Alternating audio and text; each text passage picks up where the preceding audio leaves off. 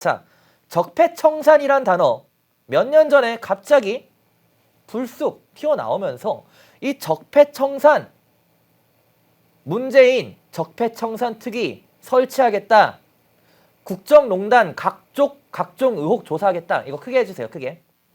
지난 2017년에 탄핵정국 시절에 거의 뭐 하루마다 입에 담았던 그런 말이죠. 뭐 국정농단이다. 각종 의혹 조사하겠다. 진상규명하겠다. 그러면서 적폐청산특위를 설치하겠다. 이것뿐만이 아닙니다. 그때 2017년 이후에 문재인 정권 시절에 이 적폐청산이라는 명분 하에 얼마나 많은 피해자들이 나왔습니까? 예? 얼마나 많은 피해자들이 그 당시 나왔어요. 지금은 저희 굿모닝 대한민국 펜앤마이크 오전을 대표하는 프로그램이죠. 굿모닝 대한민국에서 앵커를 맡고 계신 허연준 앵커가 이렇게 약간 소회를 밝혔습니다. 지난 2022년에 저희 펜앤마이크를 통해서 문재인 적폐청산 광풍 5년 나도 당했다 폭로 줄줄이 이어졌어요. 실제로 그때 공영방송 뭐 정상화 한답시고 아시죠?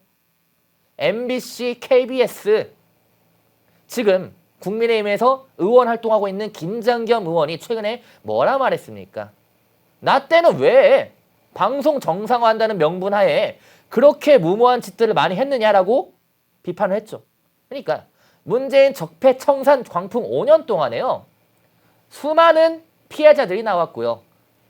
천혜성 통일부 차관에게 사퇴 협박당한 손광주 남북하나재단 이사장 증언까지, 그리고 환경부 블랙리스트 사건은 겨우 꼬리 하나 밟힌 격이다. 문재인 정부의 모든 부처에 직권 남용 권리 행사가 있었고 방해죄 증거들 확인되고 있다라고 허연준 전 청와대 행정관이 지금은 굿모닝 대한민국이라는 컨텐츠로 저희 펜앤마이크 아침을 대표하는, 오늘 아침 방송에서 실시간 시청자가 1만 명이 넘었다고 합니다. 정말 이 허연준 앵커가 진행을 잘 해서 이러한 성과들이 계속 나오고 있는데, 그만큼 여러분들이요, 과거를 돌이켜보면서 지금 나오고 있는 민주당을 비롯한 문재인 수사에 대해서 반발하고 있는 내용들에 대해서 여러분들이 나서서 반박을 해줘야 됩니다. 지난 5년 동안 행해져 왔던 적폐청산이라는 명분 아래 행해져 왔었던 그 행태들은 무엇이냐라고 여러분들이 이제는 전면에 나서서 반박을 해주셔야 되는 거예요. 짚어주셔야 되는 거죠. 만양님, 부메랑 받아라. 허닐님, 잘못했으면 벌 받아야지. 그리고 그렇죠. 강제북송, 난초님, 강제북송. 자, 양점숙님, 이번엔 보자기에 싼 현금. 뭐 이런 것들, 이런 의견들이 나올 수밖에 없는 거예요. 왜냐? 지금 저희 채팅창에 올라온 것처럼 업보죠. 업보. 이에 대해서 추경호 국민의힘 원내대표는 이렇게 말했습니다. 민주당 여당일 때는 적폐청산이라고 부르짖더니 이제 야당 되니까 정치보복이라고 하지 말자고 태도 바꿔서 내로남불하고 있다. 문다혜 씨 압수수색에 정당한 수사 중단 못한다. 이것은 정당한 수사다라고 강조를 했고요. 이재명 민주당 대표의 최근 계엄령 발언에 대해서는 대단히 무례한 언행이다 라고 비판했습니다. 그러니까요, 추경호 원내대표도 얼마나 어이가 없겠습니까? 예? 여당일 때는 적폐청산, 야당일 때는 본인들을 향한 수사일 때는 정치보복, 뭐 어느 장단에 맞춰야 됩니까 지금? 예? 어느 장단에 맞춰야 될지 모르겠어요. 그리고 최근에 이 보도가 핵심적이었죠. 김정숙, 조선일보 보도입니다. 김정숙 친구에 5천만 원 주며 딸에게 붙여달라 했다. 자, 화면 다시 분할해주세요. 자, 이게 괜히 지금 뭐라 할까요? 갑자기 나온 게 아니에요. 이미 수사는 계속 이전부터 진행되어 왔었고, 최근에 조선일보 단독 보도에 의하면은 이런 내용까지 나오고 있다는 겁니다. 그러면은 문재인 전 대통령 사위 특혜 채용 혐의에서 계좌를 추적하는 과정에서 뭉칫돈이 발견이 됐는데, 검찰 입장에서 이 뭉칫돈 발견된 과정, 정황들 가만히 보고만 있습니까? 당연히 수사해야 되는 거예요. 당연히 수사를 해야 되는 것이기 때문에 지금 수사를 하고 있는 것이고, 그러면은 이것은 정치 보복이 아니라 앞서 추경호 원내대표가 말한 것처럼 정당한 수사에 조금 더 가깝겠죠. 당연한 거 아닙니까? 자, 문다에 조사한 뒤에는 이런 여론이 법조계에서도 많이 나오고 있습니다. 김정숙, 문재인 소환 불가피하다. 그렇죠. 실제로요. 저도 알아보니까 법조계에서 조선일보에 이런 보도도 나오고 또 추가적으로 여러 가지 정황들이 나오니까 문재인, 김정숙 소환 조사 불가피하다라는 여론이 지배적입니다. 실제로 지배적이에요. 이러한 핵심적인 내용을 안 짚는 언론들, 방송들이 있습니다. 뭐 제가 말하지 않아도 알겠죠, 여러분들. 유독 민주당 인사들 관련해서 불리한 내용들은 입도 뻥끗 안 하고 언급조차 안 하고 방송조차 안 하는 언론들과 방송사들이 있습니다. 이런 언론과 방송사들 직무유기 아닙니까? 예? 자기들 입맛대로 입맛에 맞는 것만 기사화하고 방송, 뉴스로 보내고 민주당, 특정 정당, 특정 정치인의 불리한 내용은 기사 한 줄 안 쓰고 방송 안 내보내고 이거 직무유기 아니에요? 그래서 저희 펜앤마이크가 더욱더 집중적으로 내보내는 거예요. 저희 펜앤마이크가 뭐 친윤석열, 친국민의힘 방송사다 이게 아니고요. 자유, 진실, 시장 저희 펜앤마이크 상징하는 키워드들 아닙니까? 자유, 진실, 시장을 지키지 못하는 언론과 방송사들이 너무 많아서 저희가 집중적으로 부각을 시키는 겁니다. 제가 언급해드렸던 방송사들과 언론사들이 똑바로 일했으면은 저희 펜앤마이크가 집중적으로 부각할 필요가 없겠죠. 예? 당연한 거예요. 당연한 거고 또 현주기님은 구속수사를 해야 된다. 예. 뭐 마블링님, 네, 마블링님이 예, 언론 그 방송사의 이름을 언급을 해주셨네요. 네, 김생강님 맞습니다. 언론이 기울어져서 국민들의 눈과 귀를 막고 있어 큰일이다. 맞습니다. 언론과 방송이 기울어져 있으면 안 되는데 박근혜 전 대통령 탄핵 정국 이후에 급속도로 기울어졌죠. 심지어 그 당시에 저는요. 뭐 언론과 방송도 어느 쪽은 진보 성향이다, 보수 성향이다 라고 구분을 합니다. 근데 박근혜 전 대통령 탄핵 정국 시절에는 보수 성향이라고 불리우던 방송과 언론사들마저 이게 뭘까 싶은 행태들을 보여왔었죠. 그래놓고 이제 와서는 마치 또다시 민족 정론지인 마냥 행세를 하는 언론과 방송사들이 있는데 저는요. 이 언론과 방송사들 또 언제 태세 전환할지 모릅니다. 그래서 저희 펜앤마이크는 그러지 않을 것을 여러분들 뭐 잘 아시겠지만은 저희 펜앤마이크가 어떻게 탄생이 됐는지 아시는 분들은 다 아시겠지만 제가 굳이 말하지 않아도 될 것 같습니다. 자, 그렇고 또 보면 이번에 언론 보도 통해서 나온 거 보면은 직접적으로 피의자 문재인이라고 적혀 있다는 사실이 알려졌죠. 자, 그렇기 때문에 직접 수사가 불가피하다는 거예요. 그렇기 때문에 괜히 직접 수사해야 된다. 구속 수사해야 된다. 이런 의견들이 괜히 나오는 게 아니고요. 여러 가지 정황들, 죄송합니다. 여러 가지 정황들과 지금까지 쭉 밑에서부터 올라오는 것이 있기 때문에 이 진행 과정들이 있기 때문에 직접 수사, 포토라인, 구속 수사라는 얘기들이 나오고 있는 겁니다. 불가피하다라는 것이고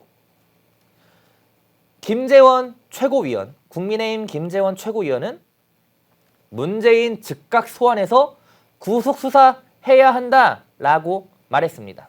자, 이런 것처럼 저는 김재원 최고위원의 최근 워딩들, 나오는 워딩들을 보면요. 뭔가 역시 정치 경력이 긴 만큼 또 노하우가 소위 말하는 짬밥이 깊은 만큼 말하는 워딩들이 재밌으면서도 핵심만을 톡톡 짚어내는 그런 발언들을 하고 있습니다. 그래서 이번에도 문재인 즉각 소환해서 구속 수사해야 된다.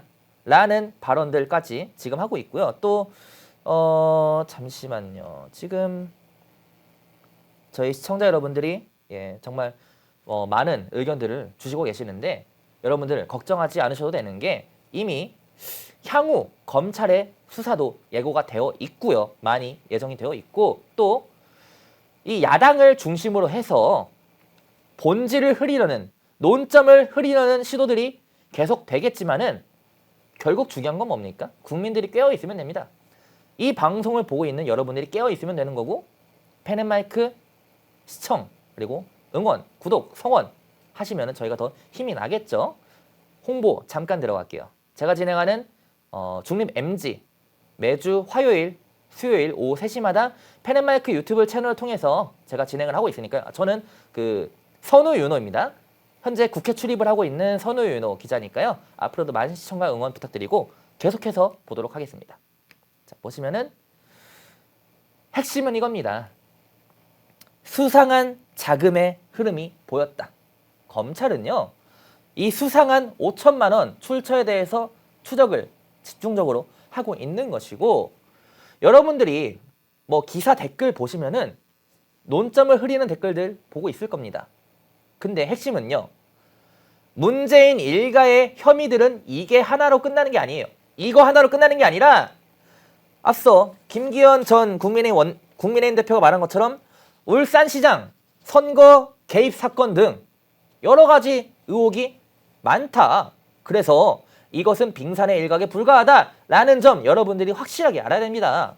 그리고 서브 타이틀 나온 것처럼 김정숙 친구 통해서 송금 의혹이 있는 것이고 출판 디자인 참여 명목 2억 5천만 원이 끝이 아니에요. 출판 디자인 참여 명목 2억도 있고 그리고 결국 이러한 자금의 흐름이 왜 문다혜 씨한테 갔을까를 보면은 문재인한테 주는 것 대신에 문다혜한테 줬다라는 가능성도 배제할 수 없다라는 보도와 여러 가지 매체 통해서 나오는 현재까지의 상황입니다. 그런 상황이고 제가 앞서 언급해드렸던 내용 자 그래서 최근에 문다혜 씨가 뭐라 말했냐 이런 글을 올렸어요. 이런 글을 확대 좀 해주세요. 제가 읽어드리겠습니다. 뭐 듣고 싶지 않은 분들도 있겠지만은 문다혜 씨가 이렇게 말했네요. 아무도 없는 숲속에서 커다란 나무가 쓰러졌다. 쿵 소리가 났겠는가 안 났겠는가. 그 개구리가 되어보면요. 머리는 빙빙 돌고 몸은 늘어져 가고 숨은 가늘어지는데도 그 돌을 누가 던졌을까? 왜 하필 내가 맞았을까? 그 밑에는 그것만 되풀이하게 돼요 라고 되어 있습니다. 자, 여러분들 문다혜 씨의 글 보고 어떤 생각 드십니까? 어떤 생각 드세요? 이 글 보고 그 돌 누가 던졌나? 왜 하필 내가 맞았나? 이러고 있어요. 이러고 있어요. 이러고 있습니다. 예? 어떤 생각이 드세요? 돌을 누가 던져요? 누가 돌 던졌습니까? 예? 아니 돌을 누가 던져요? 돌 던진 사람 없습니다. 지금 검찰의 수사는요. 아니 검찰이 없는 사실을 만들어서 지금 수사를 하고 있는 거예요? 조작해서 수사하고 있는 거예요? 검찰의 지금까지 나온 입장, 언론 보도를 통해서 나온 것들을 보면요.